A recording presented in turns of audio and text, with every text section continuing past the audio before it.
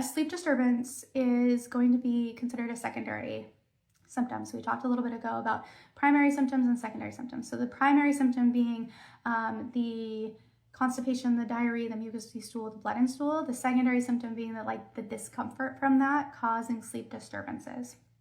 So in that particular case, you're likely still looking at the same timeline, the same general timeline of and oftentimes with the sleep disturbance, the secondary issue happens either right before you see the blood and stool or the GI issue, or right after, right? So as it's happening. And right before, because it's literally reaction is happening in the gastrointestinal system, and then you get the diaper, right? So we are in discomfort now at 10 p.m.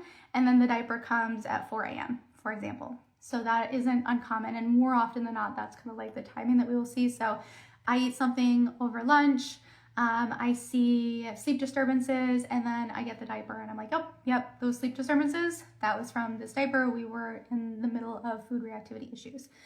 There are some instances where it happens the other way around, where it's more like the passing of the stool, especially if we have diarrhea and we're constantly passing stool, leads to baby being woke up a bunch of times and they're uncomfortable, they're sitting in their own bowel movement, things like that. And so that causes the sleep disturbance because they have gone so many times overnight. I know that also happens in some cases.